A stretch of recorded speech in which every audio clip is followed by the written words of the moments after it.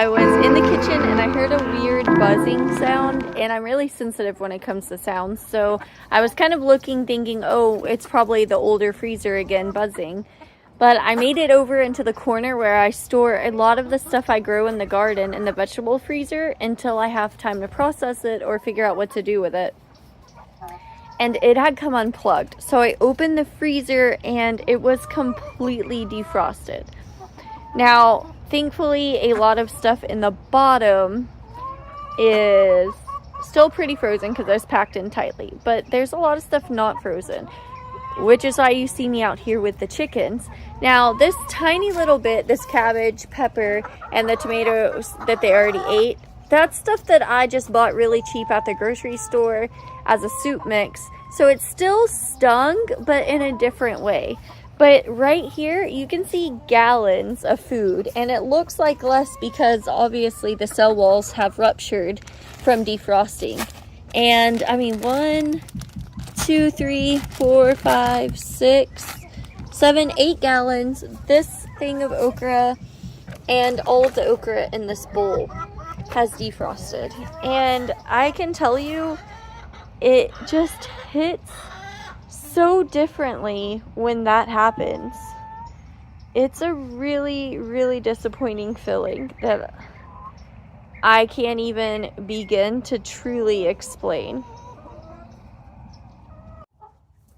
So I'm going to be throwing all this food, everything's a mess behind me, by the way, to the chickens. But while I'm doing so, I just want to kind of talk about the disappointment that you feel when your garden doesn't work out, because I don't feel like we talk about this at all. Like this, I spent so much time before the freeze gathering all this with my sisters and cutting it down. This is fennel. It still smells pretty good. It's one of my favorite plants to grow, but it's nasty and mushy and brown. And so it pains me to have to throw it over the thing. And I think a lot of the times when you're growing food and you have to give it to your animals, or something goes wrong, you have animals and they pass away, you have crop loss, people think that you're being completely dramatic, that there are bigger things in the world than the loss of a crop or food. And there are bigger things out there, but I definitely think that, hey, what's up, when you grow your own food, you start to become attached to it in a way that other people are not attached to their food and their surroundings. So it makes a big difference. You truly feel the loss. If you go to the grocery store and you buy a chicken and then that chicken defrosts and wastes, it doesn't feel like it's that big of a deal. If you raise your own chicken and something happens, you put all that time and effort into growing the chicken, and then the chicken passes away, or you process it and the meat is bruised and it's not usable, it hurts, because you put all that time and effort into growing that food. And I am accidentally dropping this into their water, so I'm gonna have to go in and dump that out in a minute. But it's a very real reality of how things kind of work. I spent a lot of time not just growing this food over the last season or two, but learning to grow all of this food. It took a lot of time of looking up YouTube videos and not necessarily finding the content that I needed or wanted that was going to help me. It took a lot of time, trial and error, figuring out how to water the garden, how to deal with drought, how to work around city ordinances, what seeds worked best for my area, what didn't. A lot of hurrying out and saving a crop, or not doing so, working around bugs because we don't spray, learning how to deal with pest control, how to work around animals that come into our yard, whether they're pets or otherwise. So there were a lot of things that went into growing this food. It wasn't necessarily as simple as, oh, I can just go out and buy and replace it, or, oh, it's a crop, I grew, but no big deal, because when you are putting all your time and your effort into growing something, learning the process of growing, it's not just a season worth of work. That is many seasons of learning and growing, trial and error, teaching other people how to learn and grow, and really sowing that passion. And so it's a different type of loss to lose food that you've put so much time and effort into learning how to grow, and then often times a lot of money over the course of that journey. So when I saw that the freezer was unplugged, a little shot of panic went right through me. And when I opened it up and saw, okay, the walls are completely defrosted, I was pretty crushed, because sometimes when something comes unplugged, you can either A, plug it back in, or you can save the food, maybe throw it in the oven on a low setting to dehydrate it, freeze dry it if you have a freeze dryer. I personally do not have one at this current moment. There are a lot of ways you can save it, but at this point it was so far gone, there was just no way to save anything. I'm really thankful at this point to have gotten back into chickens, and for my mom to have gotten several chickens, because she purchased 5 more recently on top of the girls that we already had, which gave us a total of 15 laying hens combined and 3 meat chickens. So thankfully this food will not go to waste. The girls will further break it down, and so I feel a little bit of relief knowing that, but I'm not gonna sit here and pretend that I'm not completely heartbroken over the loss of food, that it doesn't hurt. And I think it's a hard feeling to describe when you're not putting in that effort to learn, or you haven't really grown your own food. Even if you're a new gardener, I see so many people just starting out in homesteading and gardening, and they just become so overwhelmed because you see all these pretty pictures and videos of homesteading. And I love pretty pictures, especially on Instagram, of my homestead and birds and flowers. It brings me so much joy. But the reality is, when we don't sit here and talk about the loss, it just sucks when we feel like we're alone in this. A plant failed, or maybe somebody put all their effort into learning how to grow cucumbers or this crop and they failed, and you're like, well, I put all this money I didn't have, or I saved up for this, or I put all this effort into it and still went wrong. It can be disappointing, and a lot of people give up. And I feel like almost like there's a slight obligation to those of us who are really getting into this, really showing how we're doing things on our homestead and when gardening, to show that, yeah, we feel the same disappointment, and it's a really real thing. I think we're developing a different type of attachment to both the earth, the garden, the knowledge, the passing it down through to my kids and my younger siblings, and getting to share with a broader audience. And it just hits a little bit different, to know that it's a sweat and blood and equity loss while doing all of this. I am sharing my sad emotions. It may seem silly, but I saw that the freezer was unplugged, and a lot of the food that we grew, and so I'm giving it to the chickens, but I'm also explaining it's disappointing whenever you put a lot of time into growing something. Yeah, absolutely. My son came out in the middle of me explaining and wondering what I'm doing, but he's also all for feeding the birds. You can open the gate, buddy, if you want. That way you may not be tall enough to reach over the top. If you open the gate, we can't throw the bag in. You can pull it out, but you might get wet. No, just throw it and hold the bag like this and just let it flop out. Go for it, but don't get it on me. Go that way with it. Yeah, it didn't work. Oh. Yeah, here. Why don't you open the gate and just open the gate and set some on the inside of the gate. Pour it out. No. Bye.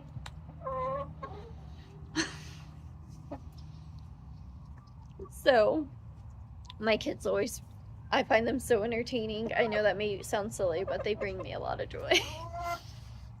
And all I'm saying is, there is a certain level of hurt and disappointment that you feel, and if you haven't grown food before, you may not understand exactly what that's like.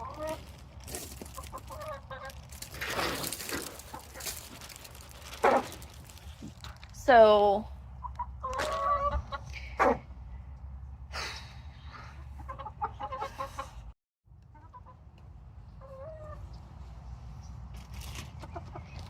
if you're coming across, you know, posts or videos where people are laughing and joking about the heartbreak that someone feels on your homestead, saying it's not a bigger issue, I just want to validate you for a minute and say, yeah, there are always going to be bigger issues and smaller issues in the world. There will always be different levels of hurts and losses, and that doesn't mean that what you feel isn't real, because believe me, it is very real.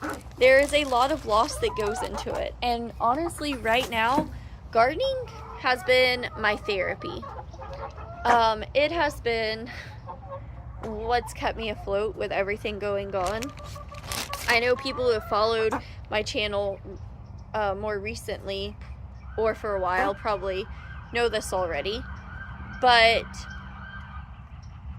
earlier this last year in September, in 2023, towards the end of September, I lost my stepmom fairly abruptly. And while I knew she had some health issues, it was not what we were expecting. We expected for her to make a full recovery and come home. It was just supposed to be a minor day surgery, and she came home afterwards to Hill and had to go back, and then did not come home again. And I don't really want to get too much into it right now, because I know my dad watches this channel, and I don't want to bring up too much for him too, but I will say it does help to talk about it. For me, it really has been a hard process, and I feel like a lot of times we don't really talk about grief enough, especially when homesteading, and how it fits into homesteading, how hard it is to get back into gardening or to focus or think when you're trying to do anything. And it's been really difficult. So Dad, if you're watching this, I love you, you know. I just want you to know that. I know you know. So yeah, it's been a hard year, and for me, gardening is so much more, and homesteading is so much more. It's a way more than just nourishing my family and providing food and knowing where it comes from. It's a form of therapy. I get out there, I'm working in the garden, and I feel like a little piece of me is healing a little bit at a time, you know, like for different reasons. When my daughter got sick, that's when I really started gardening, and then yeah, I'm throwing it in there so I'm freaking the chickens out. And then we started changing up the garden so that she could work with me in the garden, and it's kind of a form of therapy. For her, physical therapy, you might be amazed at how much physical strength it takes to pull out grass, or our OT, occupational therapist, will have us practice cutting the grass with scissors and silly little things, but it really builds a lot of her strength and confidence, and it brings us so much joy to be able to share that passion with my children, and know that it's also doing really good for our health. You know, I had a cardiac event this summer, and it's not my first one, but it's been really hard with everything that's just kind of compounded. So for me, a loss of food from the garden, it feels really personal.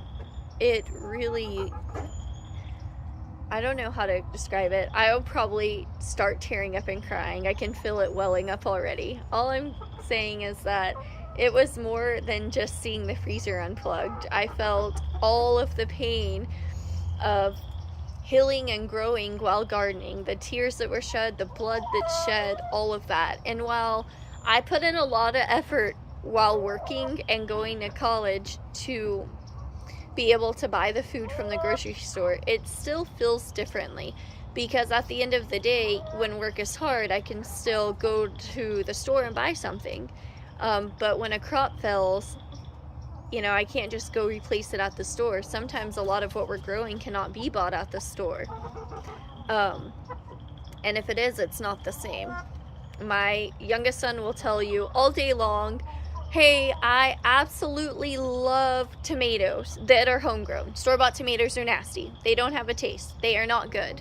I will not eat them. I do not love tomatoes. And I found that a lot of the food that even I as an adult did not like, it's because it's grown for production and not for flavor. So here I try to grow for both and it works out. But when it fails, when something goes wrong, when I spend hours with my sisters harvesting this amazing fennel, making it into tea, then chopping up the stems and putting it in the freezer thinking I can add it to soups and salads, and over the course of time something happens to it, it really stinks. And yeah, I do mean adding it to salads even from the freezer, because sometimes I'll take it from the freezer and dehydrate it immediately and it keeps it from getting soggy, and it does really well. This time it was too far gone. It was already had all the juices building up in the bag and turning brown, so there was no chance. I'm just really grateful, to say the least, that I went outside and saw it when I did, or else it would be a complete loss of everything in the freezer, and that would hurt. I mean, all the videos I've made about using a wheelbarrow to harvest turnip greens and all of that, that's the stuff that's still in my freezer. And so yeah, it definitely hits totally different. Oh, they're all backwards. You got your shoes on backwards? Shoes on back. Yeah, the zippers are confusing because there are two zippers, but the gold zippers on those boots are just for show, and the other zippers are the ones you actually use. Yeah, give me 1 second. I have such tiny feet, guys, that my son, my 10-year-old, can wear my boots. And so I like to think it's just because he has big feet, because he's a growing boy and my boys are getting pretty tall. But I really do have pretty small feet. And so he's gonna go in here and dump some of this out from the freezer bags.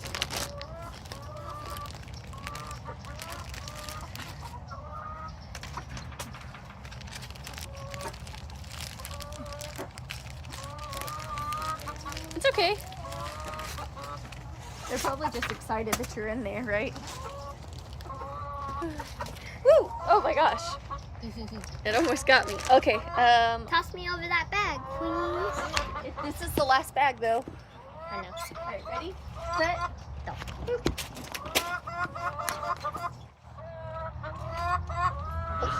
That's a bunch of onions. Yeah, there's all sorts of stuff. And I accidentally got some stuff in the water, so we need to, if you don't mind, just kind of dumping out that water and then it'll refill.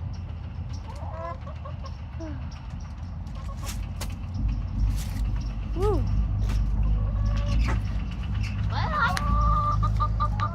Oh, great job. Oh, it landed right on there.